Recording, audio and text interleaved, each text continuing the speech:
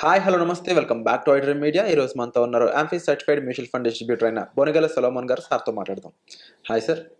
నమస్తే అండి. Sir, direct అంటే స్టాక్స్ ఏవైతే ఉంటాయో అవి కొనడం కంటే కూడా బెటర్ ఆప్షన్స్ ఏమైనా, ఎందుకంటే మ్యూచువల్ ఫండ్స్లో మీరు యాజ్ ఏ ప్రొఫెషనల్గా ఎంతోమందికి సజెస్ట్ ఇస్తూ ఉంటారు.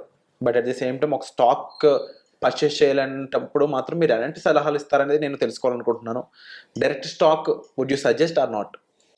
విరాట్ గారు మంచి క్వశ్చన్ అడిగారు. ఇప్పుడు చూడండి, స్టాక్ మార్కెట్ అంటే రెండు సెక్యూరిటీస్. ఒకటి ఈక్విటీ, రెండు డెట్. ఈక్విటీ అంటే ఏంటి? కంపెనీస్ యొక్క stocks, shares, ownership in company. ఎవరైతే ఈక్విటీస్ కొన్నారో, ఏ కంపెనీలో ఈక్విటీ కొంటే ఆ కంపెనీలో వాళ్ళు ఓనర్ అవుతారు, పార్ట్ ఓనర్. నేను రిలయన్స్ ఇండస్ట్రీస్ స్టాక్ కొన్నాను అనుకో, రిలయన్స్ ఇండస్ట్రీస్లో ముఖేష్ అంబానీ గారు ప్రమోటరు. ఆయన వాటా ఒక 60% ఉందనుకోండి, 40% పబ్లిక్ ఇస్తారు. ఆ పబ్లిక్ వాటాస్లో ఇన్స్టిట్యూషనల్ ఇన్వెస్టర్స్ ఉంటారు, రిటైల్ ఇన్వెస్టర్స్ ఉంటారు. ఇన్స్టిట్యూషనల్ ఇన్వెస్టర్స్ అంటే ఎవరు? మ్యూచువల్ ఫండ్స్, ఇన్సూరెన్స్ కంపెనీసు, ఎఫ్ఐఐలు, పెన్షన్ ఫండ్స్, వీళ్ళందరూ ఇన్స్టిట్యూషనల్ ఇన్వెస్టర్స్. రిటైల్ ఇన్వెస్టర్స్ అంటే ఎవరు?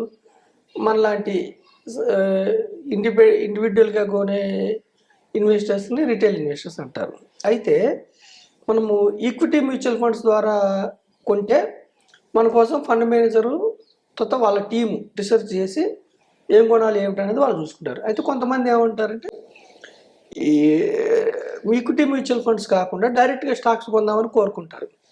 డైరెక్ట్గా స్టాక్స్ కొనుక్కోవటం కూడా తప్పేం లేదు. కాకపోతే ఏమిటంటే, డైరెక్ట్గా స్టాక్స్ కొనుక్కుంటే మన స్టాక్స్కి మనమే ఫండ్ మేనేజర్, మన స్టాక్స్కి మనమే రీసెర్చ్ అనలిస్టు. జనరల్గా డైరెక్ట్ స్టాక్స్ కొనాలన్నప్పుడు ఏం చూడాలంటే విరాట్ గారు, ఫండమెంటల్ అనాలిసిస్ చేయాలి, టెక్నికల్ అనాలిసిస్ చేయాలి. పీ/ఈ, ప్రైస్ పర్ ఎర్నింగ్. ప్రైస్ ఎంత ఉంది స్టాక్కి, ఒక షేర్కి ఎంత ఎర్నింగ్ వస్తుంది, పీ/ఈ రేషియో, ఇవన్నీ చూసుకోవాలి. అయితే ఫండమెంటల్ అనాలిసిస్ అంటే ఏమిటంటే విరాట్ గారు, జనరల్గా ఫస్ట్ ఎవరైనా కానీ ఫస్ట్ స్టాక్ కొనాలంటే డీమ్యాట్ అకౌంట్ ఉండాలి. అది తెలుస్తుంది విషయం అందరికీ. డీమెటీరియలైజ్డ్ అకౌంట్ ఉన్న తర్వాత మనం ఏం చేయాలంటే, ఫస్ట్ ఎకానమీ ఎలా ఉంది, ఫ్యాక్టర్ ఎకానమీ ఎలా ఉంది, మన దేశ ఎకానమీ బాగా ముందుకెళ్తుందా లేదా. ఇప్పుడు మన ఎకానమీ గ్రోత్ 6 to 7%. ప్రపంచ దేశాలతో పోలిస్తే మన ఎకానమీ బాగా ఫాస్టెస్ట్గా మూవ్ అవుతుంది. ఎకానమీ ఎలా ఉందో చూసుకోవాలి. మన దేశం యొక్క మ్యాక్రో ఫ్యాక్టర్స్ చూసుకోవాలి. మ్యాక్రో ఫ్యాక్టర్స్ అంటే ఇవే. ఇన్ఫ్లేషన్ కానీ, ఇన్ఫ్లేషన్ ఎలా ఉంది, కంట్రోల్లో ఉందా, అన్కంట్రోల్లో ఉందా, వడ్డీ రేట్లు ఎలా ఉన్నాయి, ప్రజలు ఖర్చు పెట్టే కన్జ్యూమర్ ప్రైస్ ఇండెక్స్ ఎలా ఉంది, హోల్సేల్ ప్రైస్ ఇండెక్స్ ఎలా ఉంది చూసుకోవాలి. ఇవన్నీ కాకుండా హోల్సేల్ అంటే ఫస్ట్ మన ఎకానమీ చూసుకోవాలి. సెకండ్ ఏంటి? ఇండస్ట్రీ, దీన్ని సెక్టర్. ఇప్పుడు మనం ఒక స్టాక్ కొనదలుచుకున్నాం, అది ఏ సెక్టర్? ఇప్పుడు బ్యాంకింగ్ ఒక సెక్టర్. బ్యాంకింగ్లో ఫస్ట్ మన దేశ ఎకానమీ ఎలా ఉందో చూడాలి. ఎకానమీ బాగాలేకపోతే స్టాక్స్ కొనటం అంత సజెస్ట్ ఉండదు. ఎకానమీ మంచిగా ఉందనుకోండి, ఓకే. తర్వాత సెక్టర్, బ్యాంకింగ్ సెక్టార్లో కొనాలా, కన్జ్యూమర్ రంగంలో కొనాలా, ఐటీలో కొనాలా, ఫార్మాలో కొనాలా, మోటార్లో కొనాలా, ఏ యొక్క సెక్టారు ఈ టైంలో బాగుంది. ఇప్పుడు మన దేశం చూడండి, సెమీ కండక్టర్, గ్రీన్ ఎనర్జీ, తర్వాత డిఫెన్స్, ఎక్స్పోర్ట్, అంటే ఒక్కొక్క టైంలో ఒక్కొక్క రంగము బాగా పెర్ఫామ్ చేస్తూ ఉంటుంది. ఆ రంగం వైపు మనము అనాలిసిస్ చేసుకోవాలి ఇండిపెండెంట్గా, మనమే. రంగం, ఇండస్ట్రీ అంటారు. మూడవది కంపెనీ. మళ్ళీ ఇప్పుడు రంగము చూసుకున్నప్పుడు కూడా ఆ రంగంలో కాంపిటీషన్ ఎలా ఉంది, ఎన్ని స్టాక్స్ ఉన్నాయి, ఏవి కొనుక్కోవాలి మనం. మూడవది company analysis. Company balance sheet చూసుకోవాలి. కంపెనీ ఎంతకాలం అయింది పెట్టి, ఆ కంపెనీ ఈ సంవత్సరం ఎలా ఉన్నాయి, ఇది సేల్స్ ఎలా ఉన్నాయి, ట్యాక్స్ కట్టక ముందు ప్రాఫిట్స్ ఎలా ఉన్నాయి, ట్యాక్స్ కట్టిన తర్వాత ప్రాఫిట్స్ ఎలా ఉన్నాయి, ఒక షేర్కి డివిడెండ్ ఎంత ఇస్తున్నారు, డివిడెండ్ ఇచ్చిన తర్వాత ఉన్న డబ్బుల్ని ఎక్స్పాన్షన్స్కి ఎలా వాడుతున్నారు, ఓకేనా. ఇవి చూసుకోవాలి. ఇవి అన్నీ చూసుకున్న తర్వాత కూడా మళ్ళీ డైవర్సిఫికేషన్ చేసుకోవాలి. నా దగ్గర ₹1,00,000 ఉన్నాయి, ₹1,00,000 ఒకే రంగంలో ఒకే కంపెనీలో పెట్టవచ్చా? పెట్టామనుకోండి హై రిస్క్. ఒకవేళ కంపెనీ దెబ్బతింటే, కొన్ని కంపెనీలు చెప్పుకున్నాం మనం ఇంతకుముందు ఎపిసోడ్స్లో, కొన్ని కంపెనీలు ₹1,000 స్టాక్ రూపాయికి వచ్చినాయి చెప్పుకున్నాం మనం, 10-15 కంపెనీలు. ఆ? కాబట్టి మనం ఒకే కంపెనీలో ఒకే రంగం ఒకే కంపెనీ చూజ్ చేసుకున్నాం అనుకోండి, మళ్ళీ డైవర్సిఫికేషన్ చేయాలి. డైవర్సిఫికేషన్ చేసి కూడా కొన్ని కొన్ని ఏమిటి బిజినెస్ సైకిల్స్ ఒక్కొక్కసారి స్టాగ్నెంట్ అయిపోద్ది ఆ రంగంలో. అప్పుడు మనం బయటికి రావటం, మళ్ళీ కొత్త రంగం, ఇవన్నీ ఉంటాయి. సో ఫండమెంటల్ అనాలిసిస్ అంటే ఏమిటంటే ఫస్ట్ ఎకానమీ, తర్వాత ఇండస్ట్రీ రంగం సెక్టర్, తర్వాత కంపెనీ.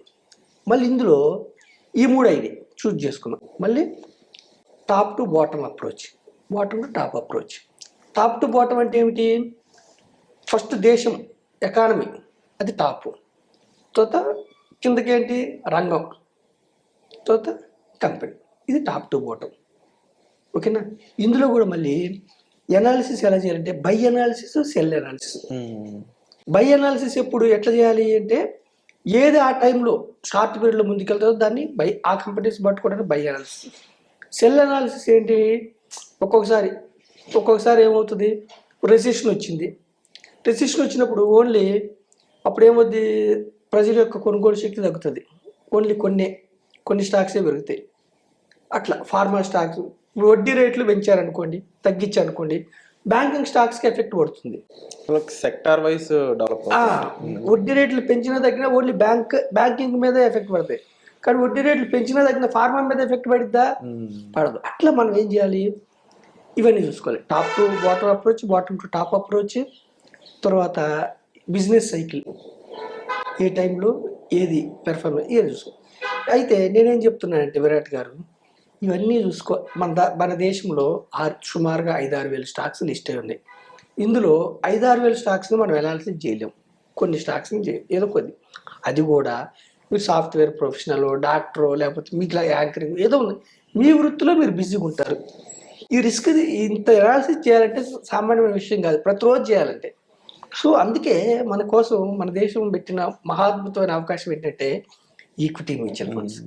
ఈక్విటీ మ్యూచువల్ ఫండ్స్లో ఏమిటి, రీసెర్చ్ టీం ఉంటుంది, 10 నుంచి 15 మంది టీం ఉంటుంది. వాళ్ళ పని, వాళ్ళ వృత్తిది కంపెనీ యొక్క బ్యాలెన్స్ షీట్లు పరిశీలించటం, వాళ్ళ బిజినెస్ ఏమిటి, ఏ రంగంలో ఉన్నారు, వాళ్ళకి ఇంకెంత స్కోప్ ఉంది, ఈ కంపెనీ ఎంత డెవలప్ అవ్వగలదు, ఈ కంపెనీలో పెడితే లాభాలు వస్తే రావాలి. ఆ రీసెర్చ్ టీము మళ్ళీ ఫండ్ మేనేజర్కి సలహాలు ఇస్తారు. ఫండ్ మేనేజర్ ఆయన విశేషణ ఉపయోగించి కొంటూ ఉంటారు. సో నేనేమంటున్నాను, మీకు నాలెడ్జ్ ఉందనుకోండి, టైం ఉందనుకోండి, డైరెక్ట్ స్టాక్స్కి వెళ్ళండి. కానీ అక్కడ మీరే ఫండ్ మేనేజర్, మీరే రీసెర్చ్ అనలిస్టు, మీ యొక్క విచక్షణ మీద అన్నీ పెరుగుతాయని చెప్పలేము, అన్నీ తగ్గుతాయని చెప్పలేము. Nifty 50, next 50 stocks, Sensex stocks, దుర్భేద్యమైన స్టాక్స్. ఇందులో కూడా ఒక్కోసారి కర్మగాలి దెబ్బతినే అడ్మినిస్ట్రేషను ఇంకొకటి ఫ్రాడ్ అయితే దెబ్బతింటుంది. కానీ లెస్ రిస్క్ ఉంటుంది, లిక్విడిటీ బాగుంటుంది, చక్కగా ఉంటుంది. కానీ ఇందులో ఏంటంటే గ్రోత్ రేట్ తక్కువ ఉంటుంది. పెద్ద స్టాక్స్లో ఎప్పుడు గ్రోత్ రేట్ తక్కువ ఉంటుంది. మిడ్ స్మాల్లో ఏమిటంటే కొన్ని స్మాల్లే రేపు మిడ్ అవుతాయి. అలాంటి స్మాల్స్ని పట్టుకుంటే మీరు మిక్కిలిది అనమాట, కానీ పట్టుకోవటం కష్టం. సో నేనేం చెప్తున్నాను, మన యొక్క ఐ డ్రీమ్ ద్వారా సామాన్యమైన ప్రజలకి, మధ్యతరగతి వారికి, ఇంకా హెచ్ఎన్ఐ కస్టమర్స్కైనా, హెచ్ఎన్ఐ వాళ్ళకైతే మీకు టైం ఉండదు, మధ్యతరగతి సామాన్య ప్రజలకి మనకు కూడా పెద్దగా అవేర్నెస్ ఉంటుంది. కాబట్టి నాలెడ్జ్, ఈక్విటీ మ్యూచువల్ ఫండ్స్ మనకి దేవుడిచ్చిన అవకాశం, మన దేశం ఇచ్చిన అవకాశం. ఒకప్పుడు అవేర్నెస్ లేదు, ఇప్పుడు వేలకు వేలు స్కీమ్స్, ఎన్నో స్కీమ్స్, వందల స్కీమ్స్ 12% అబోవ్ రిటర్న్ ఇచ్చినవి ఉన్నాయి. సెన్సెక్సే దానికి ఎగ్జాంపుల్. 12% లెక్కేసుకుంటే కూడా పవర్ ఆఫ్ కాంపౌండింగ్ వల్ల ఒక ఆర్డినరీ పర్సన్ దీర్ఘకాలంలో ధనవంతుడు అవుతున్నాడు. 25,000 crores చూసుకున్నట్లయితే మనకి ఎస్ఐపి నుంచి వస్తుందంటే ఎంతమంది ఎస్ఐపి ద్వారా ఇన్వెస్ట్ చేస్తున్నారు చూడొచ్చు. అది బెస్ట్ ఎగ్జాంపుల్ అనొచ్చు కూడా. ఇంకొక మాట విరాట్ గారు, ఎఫ్ఐఐలు, ఒకప్పుడు ఎఫ్ఐఐలు ఫారిన్ ఇన్స్టిట్యూషనల్ ఇన్వెస్టర్స్ సెల్ చేయగానే మన మార్కెట్స్ కుదుపుకు లోనయ్యాయి. ఈరోజు ఎఫ్ఐఐలు వెళ్ళిపోతుంటే కూడా డొమెస్టిక్ ఇన్వెస్టర్స్, మన జాతీయ ఇన్వెస్టర్స్, మన రిటైల్ ఇన్వెస్టర్స్ మీరు అన్నట్టు ఎస్ఐపి ద్వారా 25,000 కోట్లు పెడుతున్నారు. అవేర్నెస్ వచ్చింది, దీర్ఘకాలంలో డబ్బులు వస్తాయని అవేర్నెస్ రావటం వల్ల మన మార్కెట్స్ స్టేబుల్గా ఉంటున్నాయి. Wonderful sir.